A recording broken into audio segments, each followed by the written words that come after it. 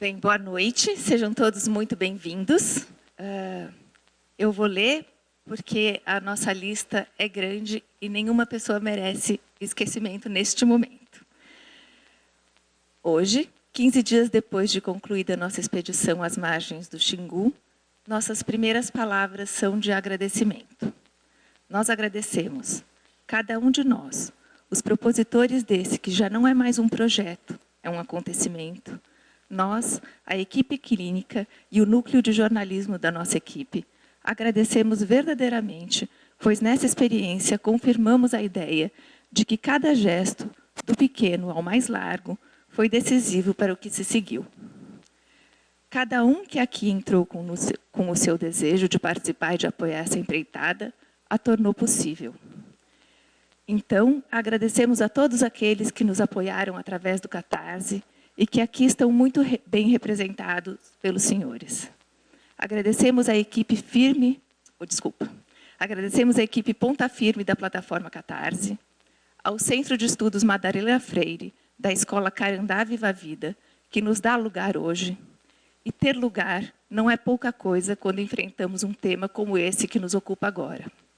E é assim que também agradecemos ao LatisFIP e ao Instituto de Psicologia da Universidade de São Paulo. Nosso super obrigada ao Osmar Zampieri pela produção do nosso vídeo, ao Lilo Clareto pela sessão das fotos, a Júlia Sanches pela tradução do texto do crowdfunding para o inglês, ao Oscar Curros pela tradução do texto para o espanhol e pelo apoio extra na campanha, e ao Tito Montenegro, da Arquipélago Editorial, pela doação de 10 exemplares do livro Olho da Rua. Agradecemos a Marília Teles, advogada, que nos ajudou na construção dos contratos da equipe voluntária. Obrigada também a Carla Dunder, da Ponte Jornalismo. Agradecemos ainda as professoras do Instituto de Psicologia da USP, Miriam Debier e Maria Lívia Tourinho, por sua generosa participação no curso de formação da nossa equipe. As antropólogas Sônia Magalhães, que com sua experiência acendeu luz no nosso caminho, e Manuela Carneiro da Cunha, que ao financiar, através da sua pesquisa, a viagem de um membro da nossa equipe, concedeu apoio decisivo ao nosso trabalho. Não é mesmo pouca gente para fazer essa ideia sair da intenção para o gesto. Ao atravessarmos as fronteiras, encontramos parceiros muito importantes que nos fizeram entender que o lado de lá não é outro lado. O mais sincero muito obrigado ao Dom Erwin, bispo emérito do Xingu, ao Instituto Socioambiental e especialmente ao Marcelo Salazar, ao movimento Xingu Vivo para Sempre e à incansável Antônia Mello, e também a Thaís Sante, procuradora do MPF, que disponibilizou informações das investigações em curso e que muito nos ajudaram na construção desse trabalho. Agora, vamos ouvir Eliane Brum e Christian Dunker, coordenadores de documentação e acadêmico do nosso trabalho. Como também nomeou o nosso amigo Bago, ribeirinho do Xingu, muitas cabeças pensam melhor do que uma. Obrigada. Obrigado, Nana Katz, nossa coordenadora clínica do projeto. Boa noite, então. Eu vim aqui contar a história dessa história. A história da clínica de cuidado é uma história sobre a escuta, sobre a potência da escuta e sobre a potência de ser juntos. Algo que é sempre importante lembrar, mas que nesse momento do Brasil e do planeta torna-se estratégico não só lembrar, mas resgatar. Porque me parece que é onde a vida possível está. E a gente precisa muito lembrar de onde a vida está, porque estamos submetidos, ou nos deixamos submeter, a várias culturas de morte. É curioso tentar compreender onde começa uma história, algo sempre arbitrário. Mas eu vou escolher um começo que para mim é um meio. E para o protagonista, naquele momento, era um fim. Há uma data, 23 de março de 2015. Naquele dia, uma segunda-feira, João Pereira da Silva estava diante do preposto da Norte Energia, a empresa concessionária de Belo Monte. O homem que ali estava vinha de várias sagas. Ele já havia sido um menino da roça, no interior do Maranhão. Ele já havia sido um menino homem, andando sozinho pelos Brasis, ganhando a vida com a força nos braços. Ele já havia se apaixonado por Raimunda num pancadão, sacramentado o amor num casamento coletivo e tido 7 filhas com o nome iniciando pela letra L, de liberdade. Ele já havia ajudado a construir a hidrelétrica de Tucuruí, no Rio Tocantins, e sido expulso de lá pelos efeitos da barragem que ajudou a erguer. Ele já tinha atravessado o mundo, indo até o Iraque, fazer uma pista para tanques de guerra, levado pelas grandes empreiteiras do Brasil. Ele já tinha desmaiado de fome, depois de dias sem comer, nos tempos mais duros. E, finalmente, ele tinha encontrado um lugar numa ilha do Xingu. Encontrar um lugar é uma enormidade, porque não é que a ilha garantiu chão e fartura, o que já seria muito. Mas a ilha do Xingu garantiu reconhecimento. O olhar do outro que te vê como pertencente e que te vê como parte. Logo ao chegar, João havia compreendido que ali, entre a floresta e o rio, o possuído era ele. João havia chegado, porque chegar é pertencer. E acreditava ter chegado para um sempre. Mas a empresa e o Estado se materializaram no Xingu com Belo Monte e João foi expulso, junto com Raimunda, da ilha a qual pertencia. E naquele 23 de março de 2015, ele estava ali, esperando receber um valor que pelo menos lhe permitisse recompor a vida. Porque com mais de 60 anos, João temia não ter forças para iniciar mais uma saga. Mas o valor imposto, porque não poderia haver negociação entre partes tão desiguais, lhe condenava à pobreza. O valor imposto não lhe permitiria garantir uma vida com dignidade, uma vida sem fome, uma vida com alegria. Naquele momento, João decidiu matar o preposto da Norte Energia, o representante da empresa que o assassinava sem sangue. Matar não como vingança, é preciso compreender, mas como sacrifício. Nas palavras de João, se eu fizesse um dano com um grande lá de dentro, talvez melhorasse para os outros. Eu sacrificava a minha vida, mas a dos outros melhorava. Mas João não é um assassino. E barrou a si mesmo. As pernas travaram, a fala travou. João teve que sair do escritório da Norte Energia carregado. Teve muitos diagnósticos, um deles um AVC. João paralisou e deu corpo ao seu silêncio, já que com Belo Monte, mesmo quando voz tinha, voz não tinha. E o silêncio de João castigava os ouvidos de quem o escutava mais do que se fosse um grito. O silêncio de João doía no corpo de quem se arriscava a escutá-lo. O silêncio de João, quando escutado, produzia movimento. Indignação, perturbação, incômodo, raiva, inquietação. Os nomes eram muitos. João era o homem imolado e autoimolado de Belo Monte. 6 meses depois do sacrifício de João, eu conheci sua mulher, Raimunda Gomes da Silva, numa viagem de canoa pelo Xingu, organizada pelo Instituto Socioambiental.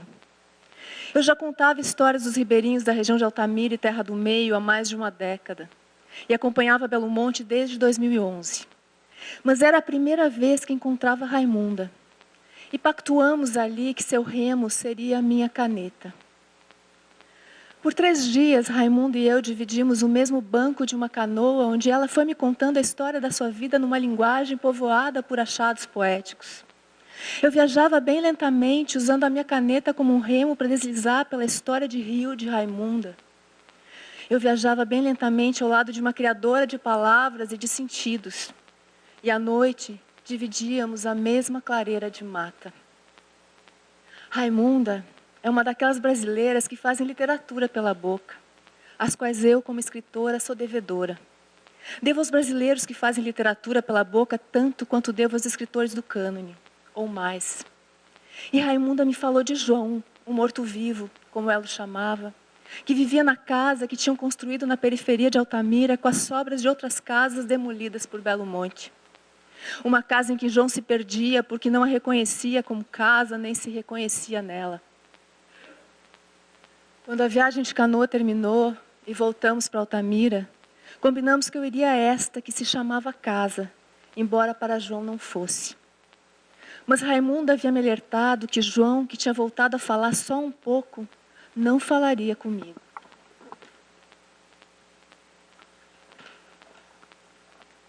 Nesse momento, eu estava lá com Maíra, minha filha, que me acompanhava na canoada, e a psicanalista em Porto Alegre. E com Lilo Clareto, o fotógrafo com quem faço dupla de reportagem há 16 anos. Era um momento profundo da minha vida com a Maíra, porque era a primeira vez que ela conhecia a Amazônia, um lugar mítico, onde a mãe dela desaparecia de tempos em tempos desde que ela era adolescente. Um lugar que, para mim, é um feminino.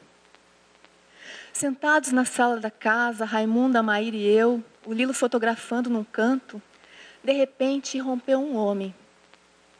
Sem camisa, com os olhos tomados de azul e de ira. Era João. E ele queria falar. João agora não era mais um silêncio atordoante. João era a voz e João era a palavra. E João não falou pouco. João falou muito. Primeiro em pé, apontando para lugar algum. Depois sentado, com os olhos fincados em mim. João disse, e disse bem alto. E disse, sem permitir barramentos. Perdi a ponta da meada. Estou dentro dessa casa hoje, mas de fato, toda hora, eu não tenho casa. Eu não tenho casa, entendeu? Eu estou fora, me perco. Perdi o rumo de tudo. E João seguiu. Quando eu perdi a ilha, eu perdi a minha vida. Eu perdi a linha. Parou ali, entendeu? Daqui para frente eu só vejo escuridão na minha vista. Eu não vejo mais aquele mundo limpo, eu só vejo escuridão. Fico aqui olhando para o mundo, procurando a mim mesmo. Quem sabe me responder essa procura? Ninguém. O buraco na minha vida. O buraco na minha vida. Era a semana de 7 de setembro e dias antes desse encontro, João quis ir até a ilha para se matar como mártir. João quis se incinerar com a família na Ilha Queimada e foi impedido por Raimunda. Perguntei a ele o porquê. Ele respondeu: quero que o mundo saiba que Belo Monte me matou. Talvez seja esse o começo da história que nos traz até aqui hoje. Ou um dos começos dessa história, porque tenho descoberto que as histórias têm vários começos. Eu fui definida uma vez por uma psicanalista que gosta de ler os meus livros como escutadeira. E desde então é como eu mesma me defino. E escutar, que é também o principal instrumento da reportagem, é se arriscar ao outro, ao mundo que é o outro. E ninguém se arrisca verdadeiramente ao outro sem ser transformado por essa experiência. Nesse sentido, o outro é sempre uma viagem sem volta. Eu já tinha escutado várias pessoas atingidas por Belo Monte quando escutei João. E essas pessoas me moveram de diversas maneiras a seguir contando essa história. Mas a potência da palavra de João atingiu camadas tectônicas desconhecidas em mim e em Maíra. Eu saí daquela casa que não era uma casa para ele, desterritorializada também. E somando a minha escuta de repórter com a escuta de psicanalista da Maíra, percebi que contar a história de João e de Raimunda, como eu faria...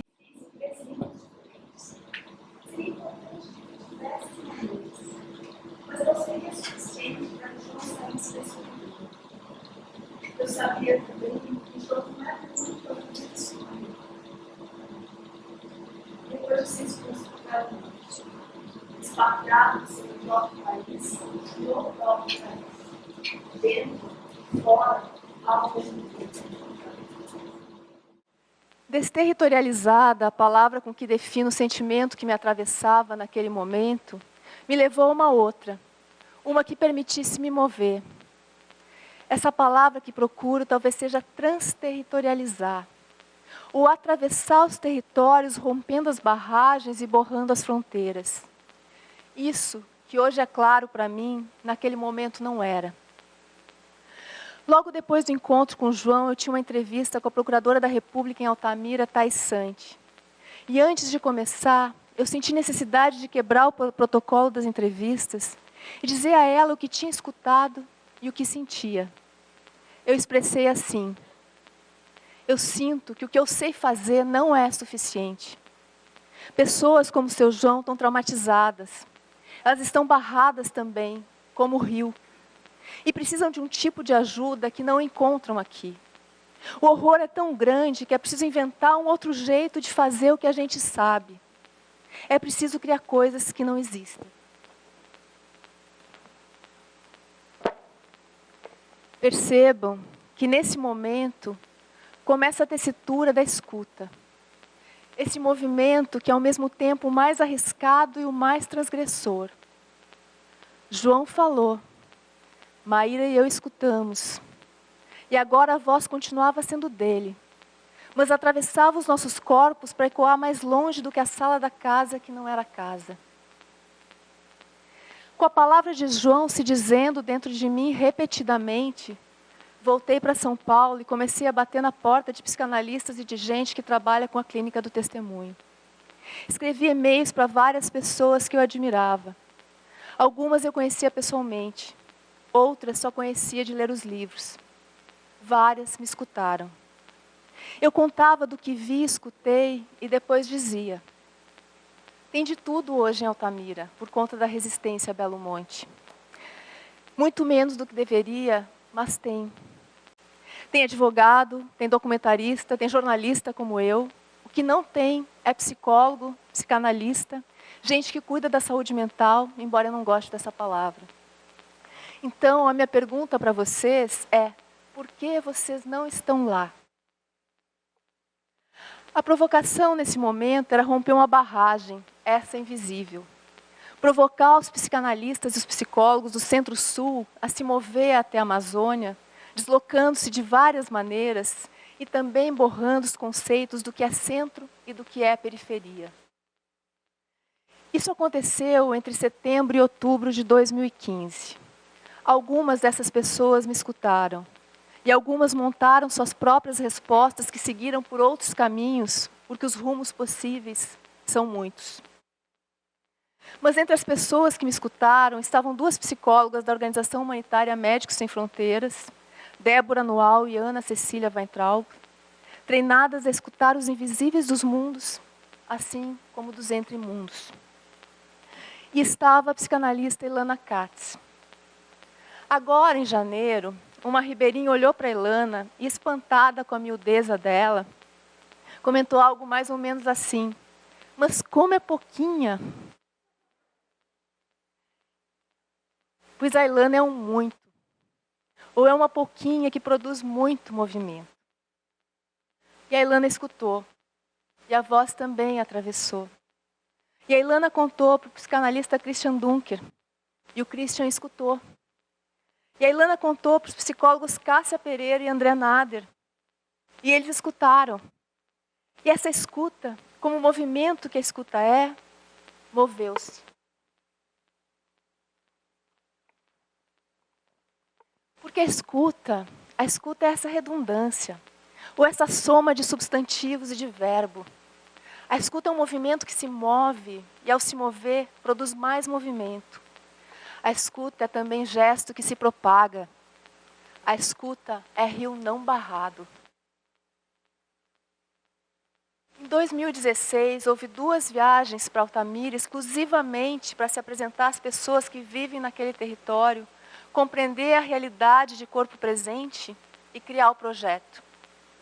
Na primeira, eu me fiz ponte para apresentar o grupo ao território e as lideranças das organizações e movimentos sociais que lá estão. Como ponte, eu transmitiria ao grupo a confiança conquistada nos meus anos de documentação pela reportagem naquela região. Eu transmitiria o que para mim é meu patrimônio de maior valor, que é a confiança conquistada pelo ofício de contar vidas. Nosso pacto nessa primeira expedição era: 1, escutar e aprender. 2, compreender como se nomeava o sofrimento. 3, descobrir se nossa presença fazia sentido para quem lá estava. E caso fizesse, por que caminhos um projeto poderia produzir cuidado. 4, não prometer nada que não pudéssemos cumprir. Havia também um imperativo. Era vetado ser mais um colonizador. E a gente estava muito atento a isso, porque sabemos que o pior colonizador é aquele que não sabe que é. E só a escuta, essa que se faz com o corpo inteiro, poderia nos proteger da tentação de acreditar que sabemos o que não sabemos, o que escapa, o que é sempre busca. Entre o muito que descobrimos escutando, estava o fato de que as pessoas dos movimentos sociais e das organizações eram cuidadores importantes dos atingidos por Belo Monte.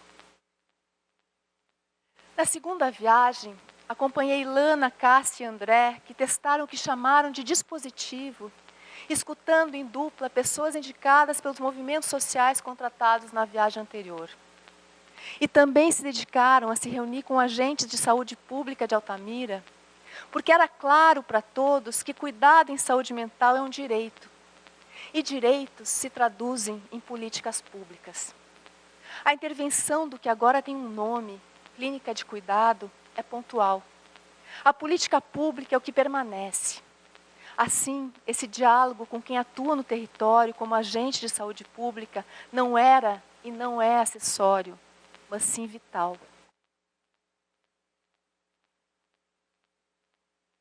Para montar o modelo de atendimento da clínica de cuidado, Ilana, Cássia e André se encontraram todas as quintas-feiras durante a maior parte do ano de 2016.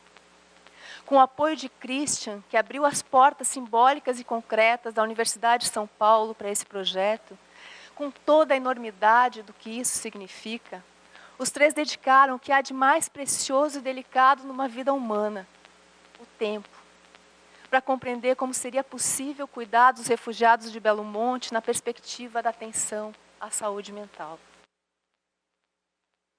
Quando, em setembro de 2016, chegamos até vocês, que aqui estão, a escuta, esse movimento poderoso já tinha tecido uma trama humana.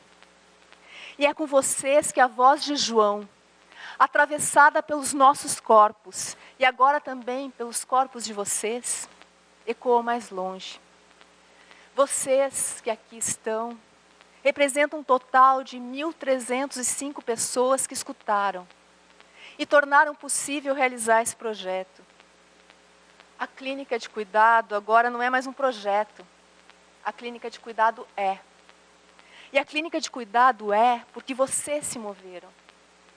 João falou e mais de 1.000 pessoas escutaram. Somos agora como um poema. Somos como a quadrilha do Drummond.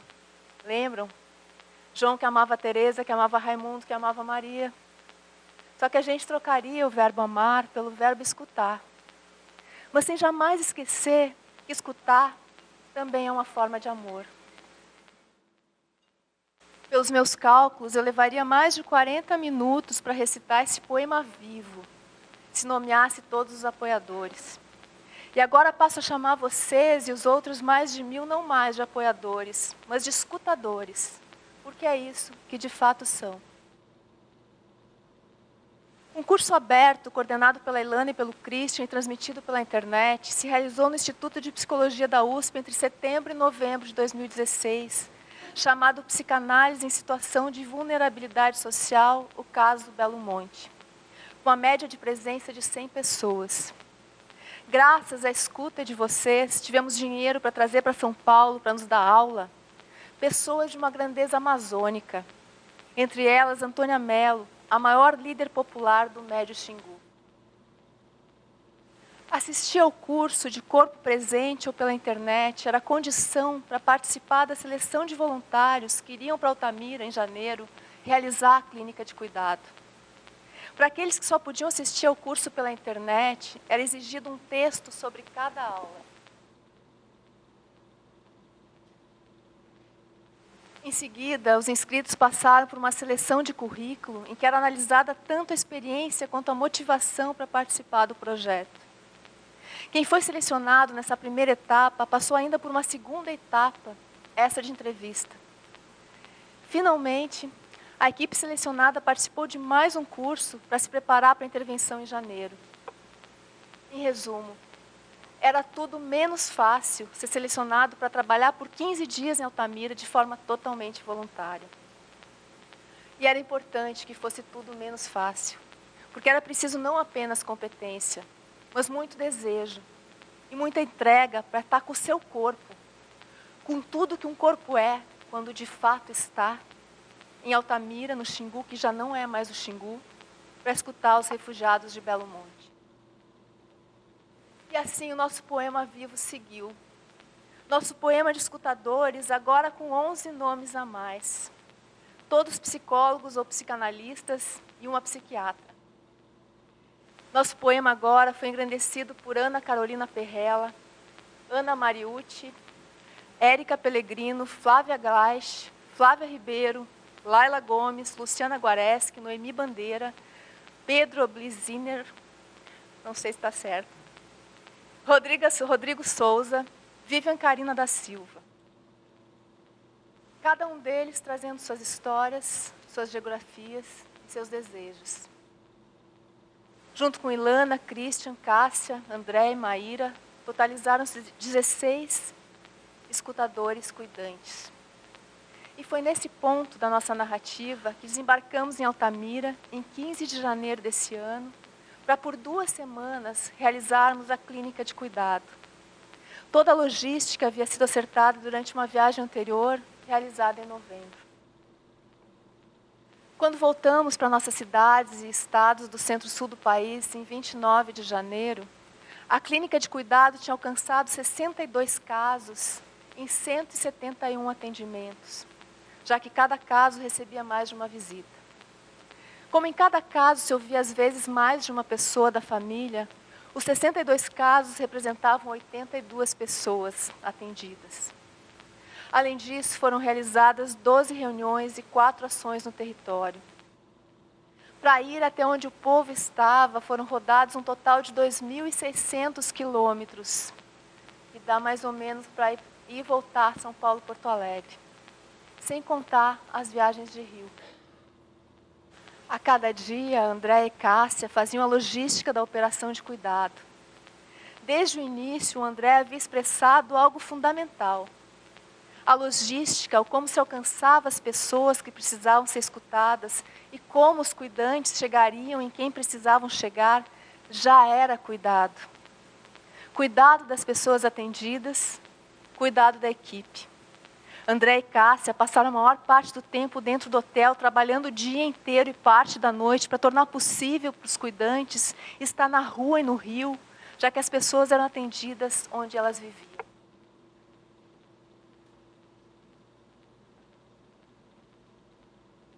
Em suas casas, nos RUCs, os conjuntos padronizados construídos pela Norte Energia e também nas ilhas e beiradões.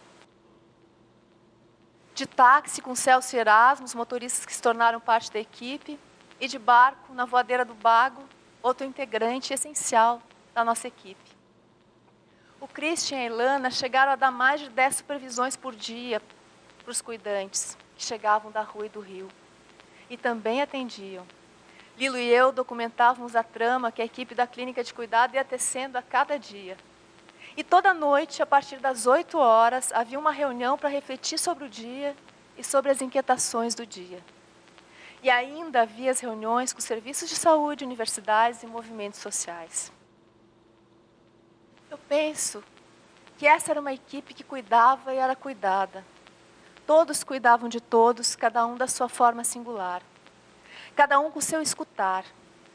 Penso também que havia um nós, essa primeira pessoa do plural, que desatava todos os nós.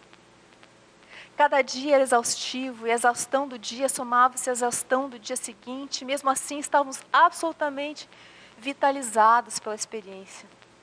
Vocês sabem que o coração da gente bate, o nosso pulmão contrai, expande o tempo todo. Mas ainda que os sinais permaneçam estáveis e sempre os mesmos, há dias que a gente está mais vivo. Nós estávamos muito vivos em Altamira, escutando onde a vida escapava pelas brechas da barragem para se impor como invenção. E dessa forma muito particular, éramos cuidados e muito por aqueles de quem cuidávamos. A palavra da língua portuguesa que a gente usa corriqueiramente para experiências como essa é construção. Esse é um país em que parece que estamos sempre construindo sobre ruínas, ou construindo ruínas sobre ruínas.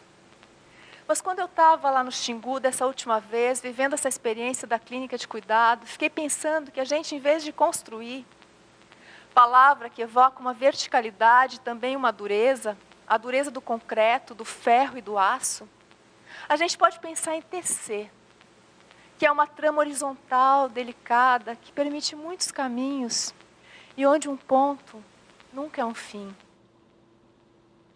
Construir é uma palavra sempre incômoda para mim na experiência amazônica, e mais especificamente em Belo Monte, porque ela contém a violência da própria construção da barragem, toneladas de concreto barrando o Xingu. E assim eu penso que a tessitura é uma resposta mais transgressora. E a tessitura costuma ser associada ao feminino.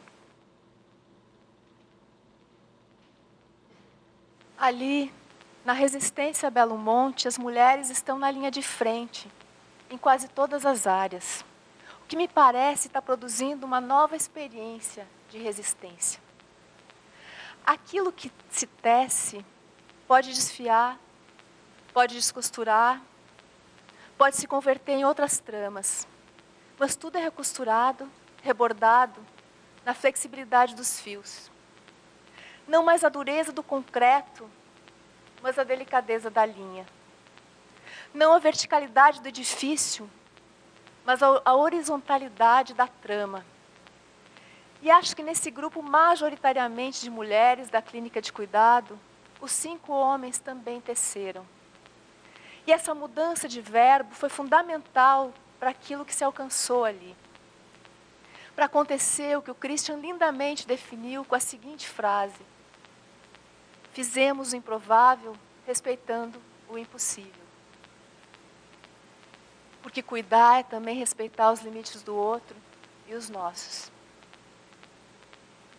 A oferta de uma escuta psicanalítica num território em que essa experiência era inédita para a maioria das pessoas, a oferta a pessoas que nunca haviam sido escutadas dessa maneira, revelou-se como potência. Acredito que o Christian vai falar muito disso, mais disso depois e com muito mais propriedade. Me cabe aqui, como documentadora desse processo, transmitir a voz daqueles que fomos escutar.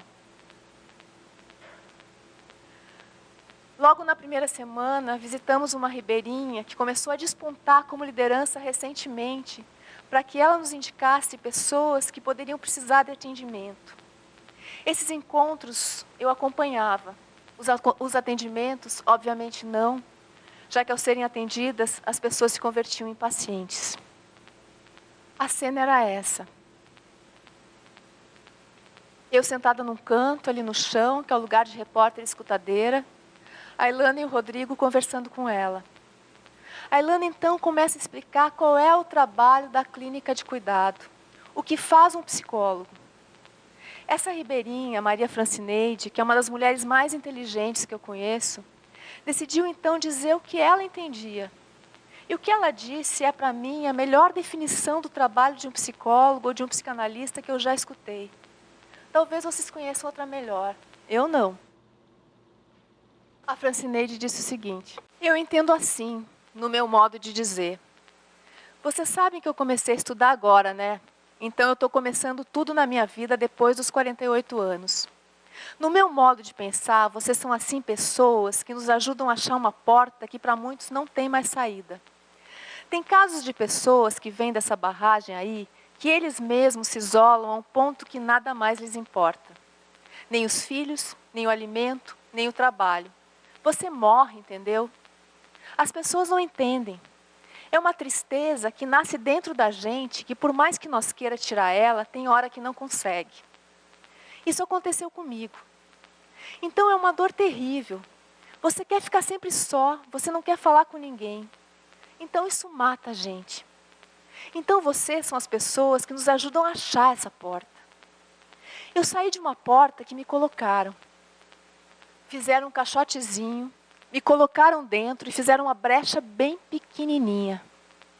Porém, antes da brecha, colocaram um papel escuro. Então, por mais que eu procurasse, eu não achava a brecha.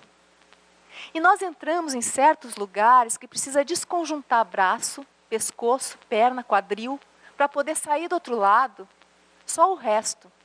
E ainda tem o trabalho de remontar, que muitas vezes os ossos não ficam no lugar.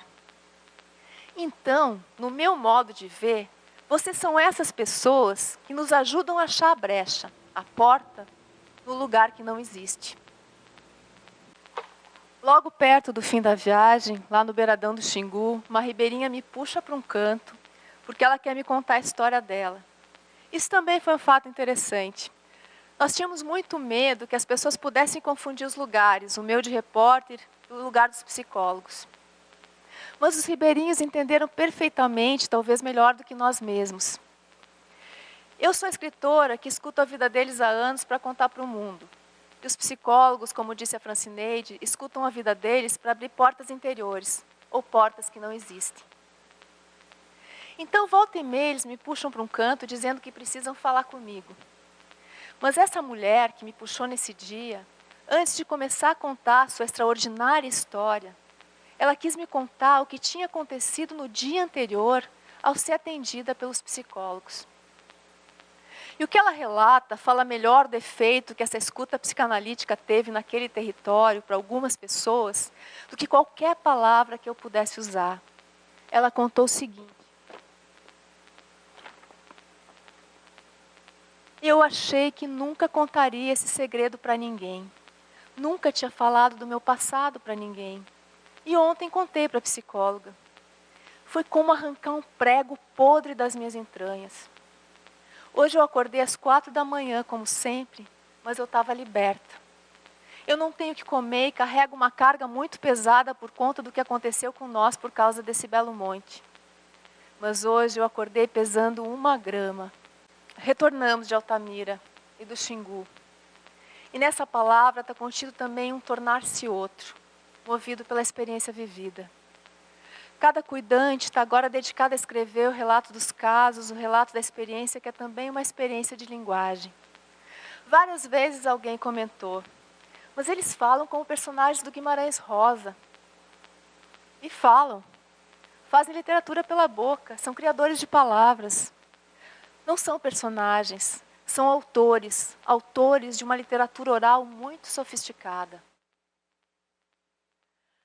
A partir do conjunto do material elaborado por cada um e por todos, eu vou escrever o texto final de um documento que retornará ao território com vários sentidos e também o de memória, cumprindo a segunda parte do pacto feito desde o início do projeto. Compreendemos que a produção do documento, além de compromisso, é também cuidado, e completa um ciclo que ampliará essa escuta para dezenas de milhares, transformando-se também num ato político. Acho importante lembrar ainda, ou relembrar, que essa é uma história de escuta, ou uma trama de escuta. Que essa experiência nos devolve o poder da escuta.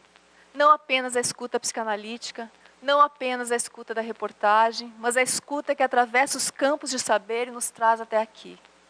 A escuta que nos enlaça um ao outro, um no outro.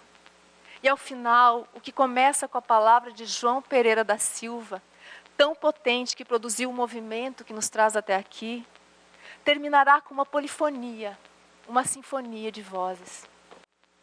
João não matou, João não morreu. Ao falar e ser escutado, João começou a tecer um movimento de vida. João não foi carta perdida, extraviada. João foi carta que chegou ao seu destinatário. E sua palavra rompeu a barragem, e o rio no qual todos nós passamos a navegar passou a fluir mais uma vez. Não precisamos de sacrifício, precisamos de escuta. Aquela que nos permite estar com o outro no espaço público. E acho que lembrar disso é fundamental nesse momento do país.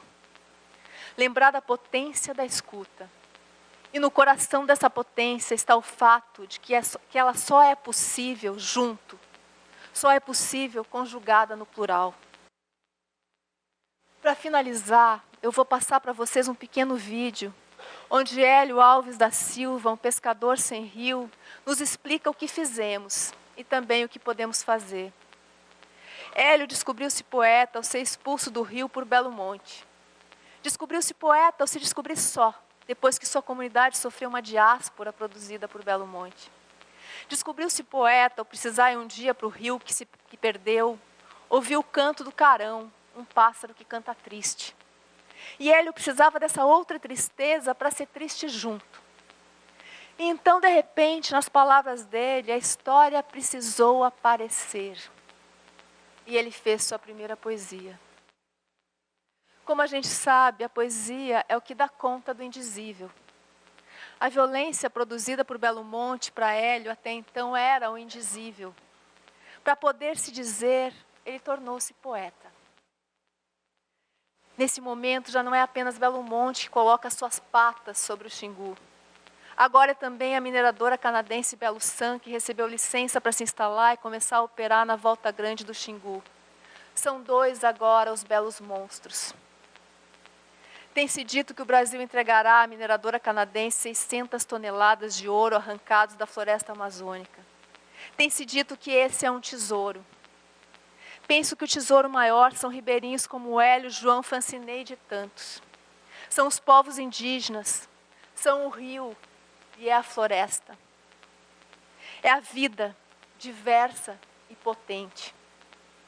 E esse tesouro será perdido não apenas para o que chamamos de Brasil, mas para o planeta, se não formos capazes de escutar e de nos mover. Nesse pequeno vídeo, Hélio, pescador sem rio, conta o que é a poesia e nos ajuda a compreender o que fizemos na nossa trama de escuta que produziu a clínica de cuidado.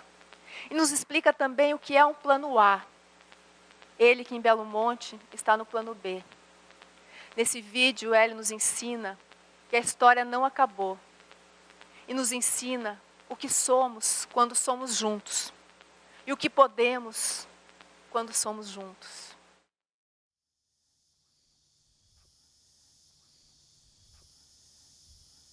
A minha história é escrita com remo. Como eu não sei pegar uma lapiseira e escrever, eu escrevo com remo, que ele é a minha lapiseira, né? Foi com minhas mãos calejadas que eu conduzi ele vários anos, muitos anos. A nossa história depende muito da vida que vivemos, né? Da maneira que você vive. Uma mudança de vida, no caso, uma mudança de vida igual a minha, a nossa história aparece. Sabe? A minha história apareceu assim, na mudança de vida que eu tive. Então eu mudei do bom para o pior, sabe? E aí a minha história apareceu. Ela brotou, de repente. E aí foi que eu descobri que cada um de nós tem uma história. Seja ela qual for, mas tem. Então se você analisar bem, daqui a pouco a minha história é essa. Eu tenho essa história. Então é por isso que eu digo que cada um tem uma história. Uma história de vida não acaba nunca, né? Então, pelo que eu vivi, o que eu passei, aí as poesias vão vir. Porque aí eu vou ter que mudar um pouco do sistema da poesia, né? O que vou falar, sabe? O que eu tenho que meditar para me falar. Então, mas tudo baseado na minha história. Eu não vou fazer uma poesia baseada na história de uma outra pessoa, porque eu não sei o que é a vida dele, não sei qual é a história dele. Então eu faço a poesia baseada na minha história, sabe? Então por isso que as minhas poesias vai dar continuidade, porque a minha história é longa, sabe? A minha história não vai acabar aqui, sabe? Ela apenas começou. As minhas poesias estão saindo dessa história que eu vivo, essa história há muito tempo. Ela não aparecia, porque eu não tinha necessidade nem eu contava piada, mas história não. Então, hoje a minha história está sendo publicada por aí, tá?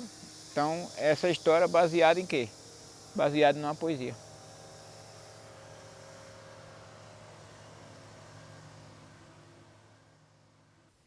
A poesia não importa o tamanho que ela seja, né? O que importa da poesia é a importância que ela vai ter, né? O sentido dela. Então a gente tem tem muito sentido para fazer poesia. Aí eu começo a descobrir isso já tenho como fazer poesia.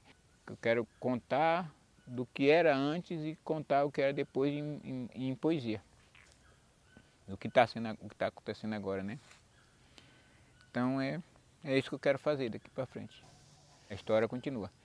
A história ela não pode parar. A gente não pode parar no tempo, não. A gente tem que deixar a água levar. A gente tem que deixar o vento assoprar e vai, né? Deixar a canoa flutuar, sabe? Hoje nós já estamos no plano B, tá entendendo? Porque o plano A nós não conseguimos. Então nós já estamos no plano B. Hoje nós, o que brigamos hoje? Lutamos pelos nossos direitos. Né? Porque para não acontecer, nós perdemos essa parada. Então hoje nós lutamos pelos nossos direitos. Já é plano B. Então quando eu dou palestra eu não falo em plano B. Sabe? Eu falo no plano A. Não deixar acontecer. É assim que as minhas palestras é baseadas nisso. Não deixar acontecer. Para que isso não aconteça? Tem que estar o grupo reunido. Todo mundo unido, né?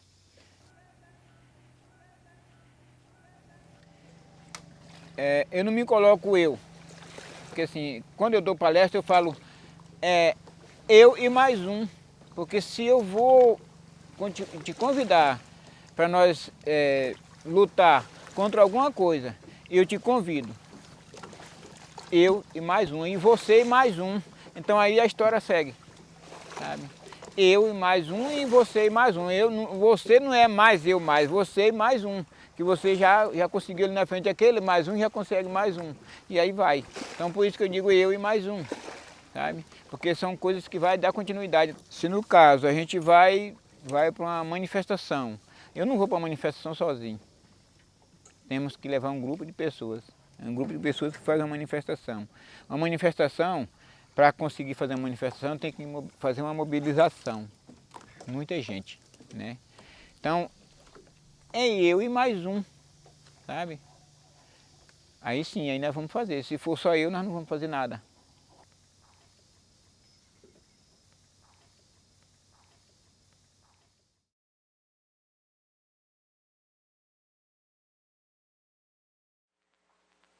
Quer dizer que agora sou eu mais um, né? Um do mais eu, né? E desleal falar depois, se lembram? Vocês têm que dar pelo menos um pequeno desconto, né? Mas o que eu pensei em dividir com vocês é o percurso de uma possível resposta para essa questão que foi se colocando para nós ao longo da construção desse projeto. Se eu puder passar, né? Então, se não fosse André e Cássia, vocês estão vendo o que teria acontecido, né? Não tinha acontecido nada.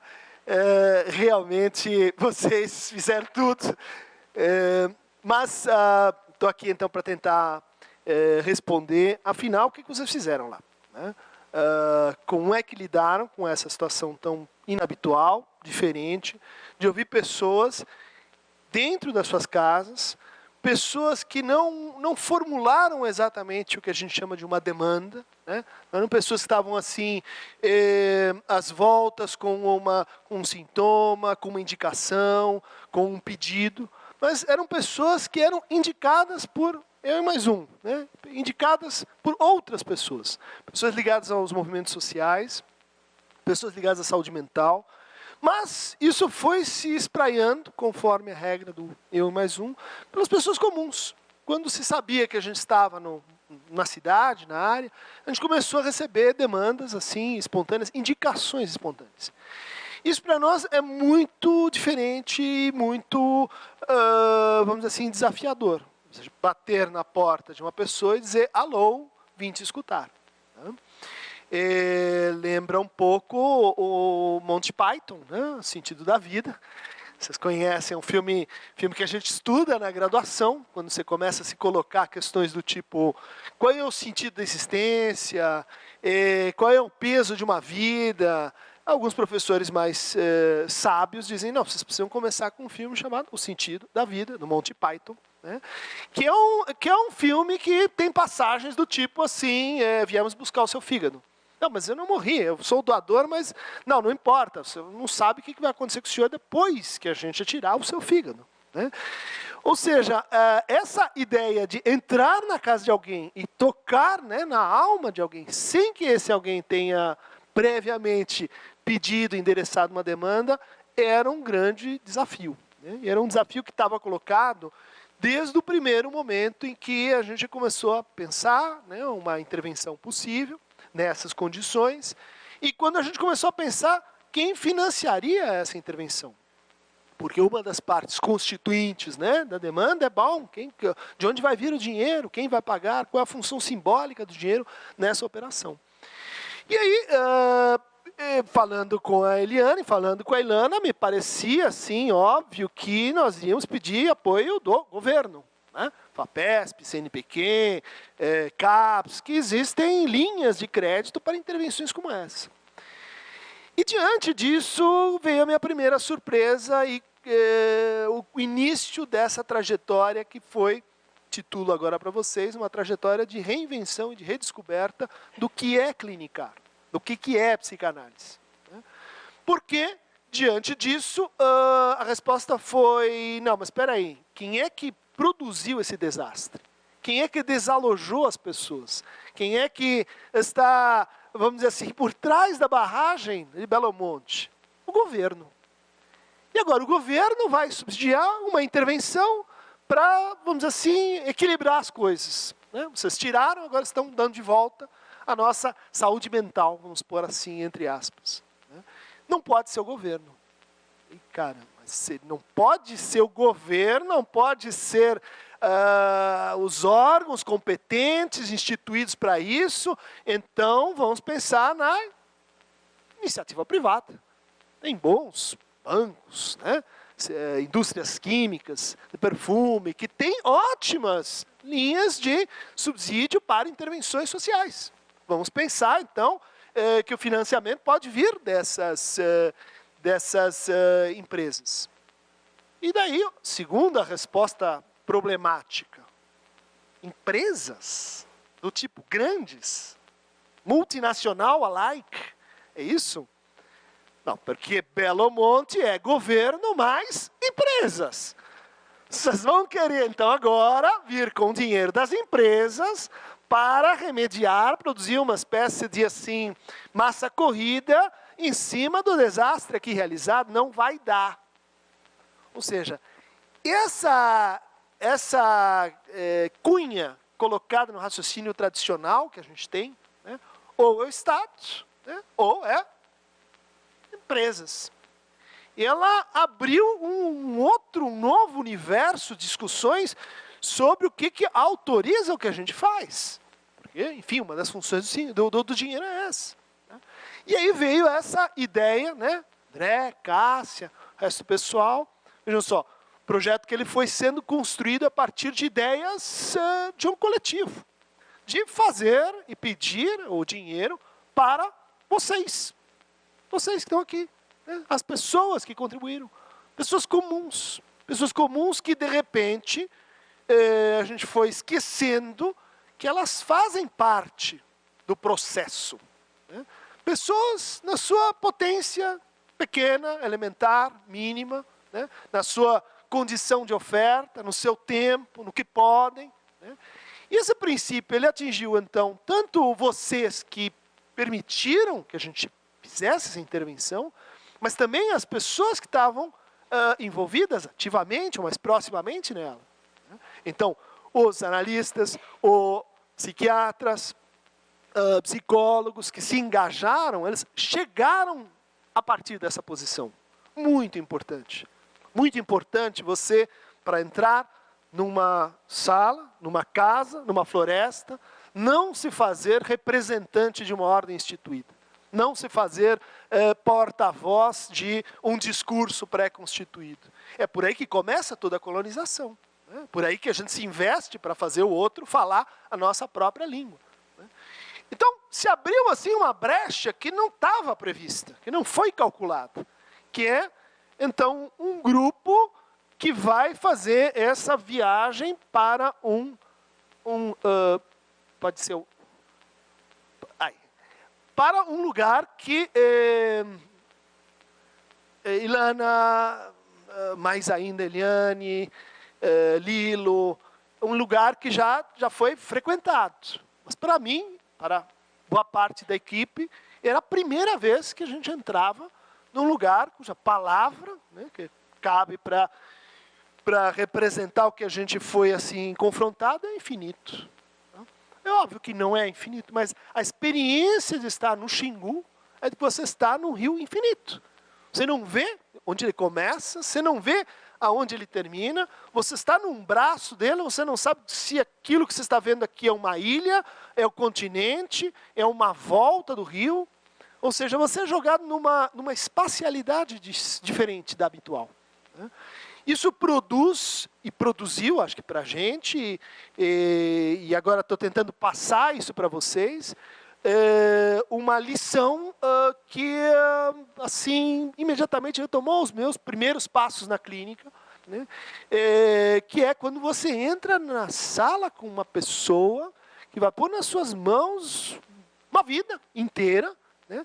Que você não sabe onde vai dar, né, que vem de um rio infinito e vai para um outro fragmento de rio infinito, a primeira atitude é humildade. Ou seja, recuo. Ou seja, não tentar assim... porque sabe aquela chato que entra na casa do outro e diz, por que aquele sofá não pode mudar para cá? Ficaria tão melhor. E esse quadro? Esse quadro está meio torto, né? Põe ele para lá. O que a gente faz, como primeira lição na atitude de cuidado, é suspender isso. É suspender e fazer, no lugar disso, uma pergunta que é, estou no meio de um rio, eu não sei o tamanho, e ele tem uma dignidade própria, e as coisas aqui têm um motivo, têm uma razão. Por mais diferentes, por mais incompreensível que isso seja para mim, isso tem uma ordem. Né? Bom, a partir dessa primeira experiência com o infinito, a gente começou a tomar pé em algo que a gente tinha estudado, mas, de novo, né, a experiência ela transforma, né, porque ela descompleta a gente. Ela faz a gente criar algo em cima do que a gente está vivendo. Né? E é um modo de vida ribeirinho, que a gente foi... dos diferentes grupos que sofreram com essa intervenção, a gente se deteve num particular, que são os ribeirinhos, que estão num momento muito importante da sua auto-organização, da sua reconstituição, e que, ribeirinho, né, moram na ribeira, moram na costa, né, na margem do rio, mas pode ser uma ilha também, moram em um sistema de ajuda comum muito interessante. Né? São casas, elas estão relativamente distantes uma da outra, mas elas têm roçados que às vezes são comuns, às vezes são uma parte de um, uma parte do outro. As casas são construídas num sistema, vamos dizer assim, de multirão. A situação alimentar é gerida coletivamente, ou seja, há uma troca com a cidade, se leva o peixe, se leva a castanha, se leva a mandioca. Há uma pequena circulação de dinheiro, mas há uma grande circulação de objetos, né? de plantas, né? De víveres. E a gente tende a achar que esse é um modo de vida, vamos dizer assim, que precisaria ser protegido, que tem uma espécie de essência, que ele é permanente. Mas, né, chegando ali perto, você começa a ter contato com uma história que mostra, né, segunda lição clínica, né, que a gente precisou reaprender ou lembrar. Né? Você não é o primeiro que está chegando aqui para dizer coisas. né? Essa pessoa, antes de chegar diante de você, ela tentou outras coisas, ela falou com outras pessoas, ela inventou métodos, técnicas, ela tentou de tudo. Né? Então, não se apresente como aquele que está, pela primeira vez, querendo fazer algo para que aquela situação se transforme. Né? Então,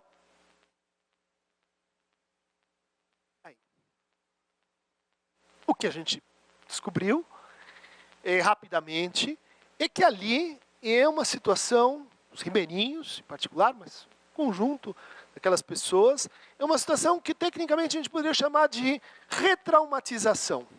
Né? Então, primeiro, o ciclo da borracha. Né? Milhares de pessoas vêm do Nordeste para ocupar, né? Aquilo que seria assim, um continente vazio, não tinha ninguém lá. Falso, completamente mítico. Tinha as pessoas, mas que viviam nesse espaçamento, que viviam um outro modo de ocupação da terra. E ciclo da borracha são milhões de mortos. De pessoas consumidas pela malária, pela violência, pelo agreste da situação. E os ribeirinhos já estavam lá. Bom, mas isso então, isso foi antes de Belo Monte? Foi antes de Belo Monte. E depois do ciclo da borracha, a gente teve coisas assim incríveis, como a Transamazônica. Mais milhares de mortos, mais vidas desterradas, mais imigrantes, mais destruição da sutil forma de vida e equilíbrio que ela tinha ali encontrado. Né? Mesmo lugar onde a gente vai, Altamira, né? O centro, o lugar onde Médici lançou a pedra fundamental da construção da Transamazônica. A gente olha para isso, né? Monumento do Estado brasileiro. Né? Você não enxerga que essa pista foi feita de cadáveres. Né? E depois a gente poderia contar os grileiros, a gente poderia contar os garimpeiros, a gente poderia contar uma série de tragédias, e o trauma tem estrutura trágica para a psicanálise, que essas pessoas, esse seu rio de familiares, seu rio desse modo de vida, já tinham passado. Então, né, quer dizer, o sertanejo, antes de tudo, um forte. Né? Respeitar que há ali recursos, que há ali potência, que não é a primeira vez que eles estão enfrentando uma situação difícil. Não é a primeira vez que eles estão enfrentando uma situação de anomia, de suspensão da lei, de morticínio generalizado e assim por diante. Mas dessa vez havia algo um pouquinho diferente. Né? Vocês estão vendo aqui como o rio morre pelas bordas. Né? Sobe a água, né, da barragem, a água invade a ilha, a beirada, e ela literalmente afoga as plantas. Né? Essas árvores, elas estão morrendo afogadas, literalmente. Estão secando em vida, veja só, com excesso de água. Né? Isso gerou, então, a remoção da população ribeirinha desse lugar. Vocês imaginem que isso aqui era 6 metros mais baixo. Então, a água subiu, bateu nesse lugar e tiveram que evacuar as pessoas que moravam aí. Né? Bom, então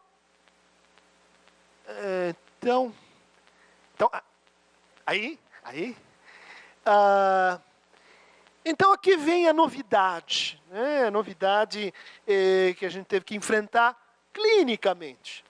Ou seja, não é que, sim, estamos diante de uma situação traumática, anomia, só. O que se fez dessa vez de peculiar? De peculiar, eu vou dizer, de imperdoável. Né? Você tirou as pessoas daqueles lugares e colocou-as em uma coisa como essa, um RUC. Né? O RUC são casas, vocês estão vendo, né? Em ruas asfaltadas, né? com escolas, com quadras de futebol. Né? Um lugar assim relativamente amplo. As casas são pequenas, né? Mas tem um quintalzinho. E a retórica é: vocês estavam muito pior lá. que vocês têm um endereço onde pode chegar uma carta, aqui vocês vão estar mais próximos da civilização, né? Uma operação feita por um órgão chamado IBAMA. IBAMA, gente. IBAMA. Adoro plantas. Adoro água, nuvem, jacaré. IBAMA cuida de animal. Isto foi um a mais desnecessário. Isso foi imperdoável. Ou seja, quer fazer progresso, quer montar um plano de obras que vai gerar renda, divisas, energia elétrica, a gente pode discutir, né? A gente é contra, né? Mas isto aqui é opcional. Isso aqui é a mais de gozo, como a gente diz na psicanálise. Que é pegar as pessoas que vivem em comunidade e dispô-las numa situação urbana em ordem alfabética. Ou seja, X, né? Aqui está o sujeito A, o vizinho com quem ele mora, trabalha, divide a roça, está aqui, ele não consegue chegar, né? O outro vai para um outro RUC, o outro vai para 30 quilômetros de lá, o outro a gente deixa numa área perto ali, ou seja, você quebrou, né? Você destruiu o principal força de resposta social que essa comunidade tinha, uns aos outros. Juntos a gente constrói casa, a gente faz a roça, a gente reconstrói as nossas histórias, a gente se ajuda. É incompreensível, inadmissível que isto, que é, vamos dizer assim, o beabá, né, de como as pessoas psicologicamente lidam com situações como essa, foi desprezado, né?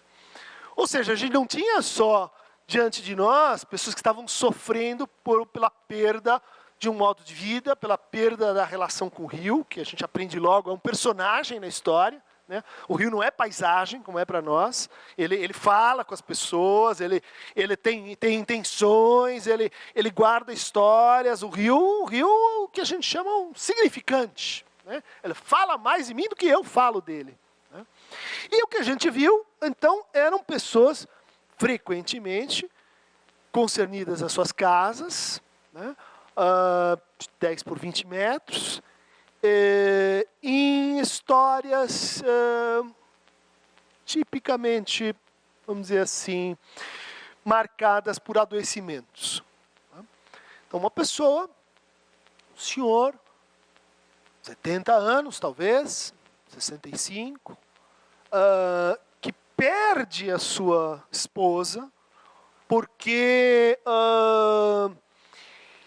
ela começou a ficar assim um pouco nervosa com essa história de perder o lugar onde mora, perder o vizinho, não ver mais a filha, não sabia quanto ia ser a restituição que ia ser paga, se a restituição era suficiente para comprar uma nova casa, se ia conseguir ou não pescar e complementar a renda da família. As pessoas ficam muito nervosa e tem um AVC, vai para uma outra cidade, volta e vem a, então, falecer. Esse senhor, então, vive sozinho. É uma palavra estranha para essa situação, porque os filhos estão, assim, mais ou menos por perto. Eles tentam vir, né? Mas não tem aquela vida cotidiana comum. E essa pessoa, então, tem um probleminha. Ele não consegue dormir. À noite, ele tem uma dificuldade que ele fica pensando. Ele fica pensando naquilo tudo que lhe aconteceu. Ele fica lembrando da esposa, ele fica lembrando do peixe, ele fica lembrando das histórias que ele passou. E ele nos conta isso de uma forma surpreendentemente bem elaborada, né?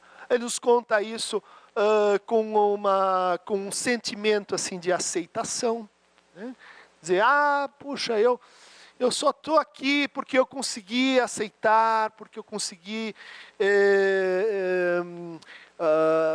reconhecer que tem forças mais poderosas e que a vida vai passando, e um pouco assim retomando essa ideia de que outras tragédias já tinham passado por essa família, pelos ascendentes desse sujeito. Mas ele nos conta isso, e a gente fica assim, puxa, mas que discurso bem organizado, que discurso coerente, um discurso que não faz assim exatamente um apelo, né? Olha, preciso que isso vá embora. Eu estava, inclusive, relativamente conformado com a sua situação de que à noite vêm os pensamentos. Vêm os pensamentos, e esses pensamentos não me deixam dormir, e me levam a, dia seguinte, pensar e pensar de novo. Né? Nessa situação, a gente diz assim, bom, mas como é que nós vamos, o que nós vamos oferecer para essa pessoa? Além da nossa presença, da nossa escuta, da nossa oferta de que a história continue.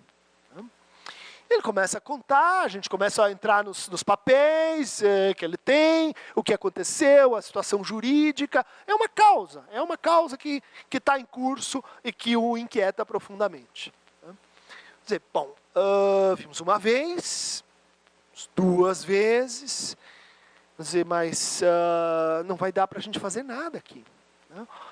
E pior, a gente vai levantar uma lebre, né, uma promessa, não tem jeitos, né, tem promessas que por você pedir a palavra, elas vão acontecendo, né, mesmo que a gente não diga, estamos aqui para curá-lo, a situação, ela cria esse laço de demanda, esse laço de transferência, e que tornava a situação complicada, né, até o ponto em que esse sujeito ele conta uma história que ilumina para nós um personagem ausente.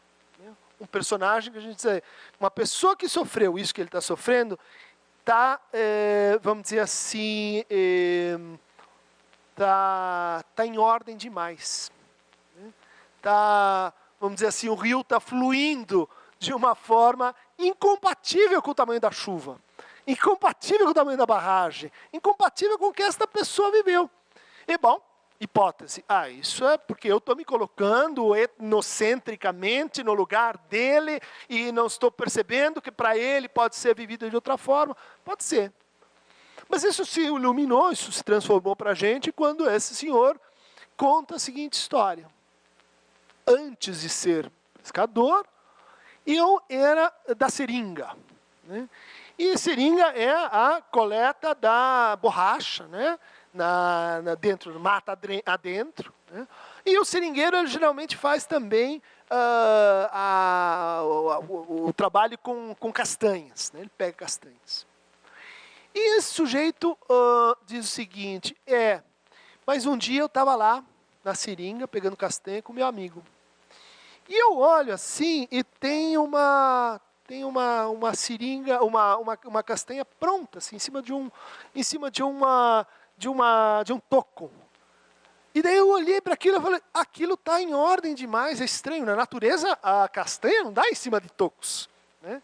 Mas o amigo dele disse, opa, deve ser muita sorte, vai lá e pega. E mais à frente tem um outro toco com uma outra castanha.